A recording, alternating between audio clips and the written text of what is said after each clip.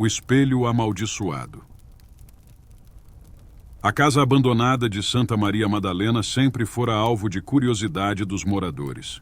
Suas paredes desmoronadas e janelas quebradas guardavam o silêncio de décadas, enquanto o vento soprava através das frestas, emitindo sons que lembravam sussurros. Ninguém se atrevia a entrar ali por medo das histórias antigas que cercavam o lugar. Diziam que era amaldiçoada, mas ninguém sabia ao certo por quê. Foi durante uma obra de restauração de ruas próximas que o espelho foi encontrado. Era um objeto grande e pesado, com uma moldura de madeira escura entalhada em motivos grotescos. Os trabalhadores o descobriram em um dos quartos esquecidos, coberto por camadas de poeira e teias de aranha.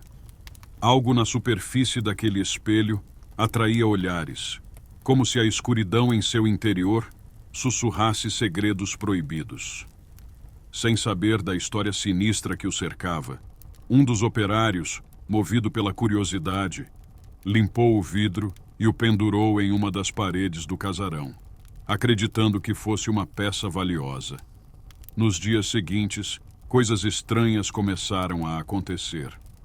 Um dos trabalhadores desapareceu sem deixar rastros. Sua ausência foi inicialmente tratada como um abandono repentino do emprego, mas a atmosfera na casa tornou-se opressora. Aqueles que se aventuravam a trabalhar perto do espelho diziam sentir como se estivessem sendo observados, e alguns relataram ter visto sombras movendo-se na superfície do vidro, embora estivessem sozinhos. As noites na casa se tornaram mais inquietantes.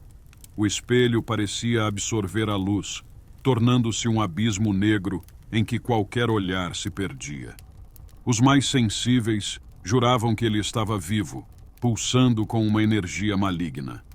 Outros, ao olharem para o espelho, descreviam visões perturbadoras. Uma mulher, após fixar os olhos no vidro por mais tempo do que deveria, relatou ter visto seu próprio reflexo se mover antes dela. O reflexo sorria, mas ela não. Aos poucos, a maldição do espelho se espalhou. Um dos trabalhadores, enlouquecido, foi encontrado vagando pelas ruas da cidade, gritando incoerências sobre um outro mundo e almas presas no vidro. Ele foi internado em um hospital psiquiátrico, incapaz de retornar à normalidade. Aqueles que tentavam destruí-lo falharam. Marretas se quebravam ao tentar acertar o vidro, e qualquer tentativa de removê-lo da parede fazia com que os objetos ao redor se movessem, como se uma força invisível protegesse o espelho. Conforme os dias passavam, mais pessoas começaram a se sentir atraídas pelo espelho. Ninguém conseguia explicar por quê, mas ele tinha uma presença irresistível. Alguns viam nele figuras que se contorciam nas sombras, enquanto outros juravam que suas próprias reflexões estavam corrompidas, deformadas de maneiras aterrorizantes. A visão do espelho parecia penetrar na mente das vítimas, mostrando-lhes imagens do que mais temiam ou desejavam, sempre distorcidas, sempre macabras. A verdade, porém, era pior do que qualquer um imaginava. O espelho não era apenas uma janela para outro mundo. Ele era uma prisão. A alma do antigo dono da casa, um homem conhecido por praticar rituais de magia negra, estava presa dentro dele.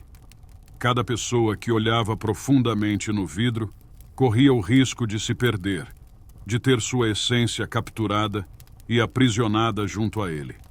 Ao fim de uma semana, a casa foi interditada. Os rumores sobre os desaparecimentos e os surtos de loucura se espalharam pela cidade, e os moradores, temendo o que poderia acontecer, abandonaram a ideia de restaurar o casarão.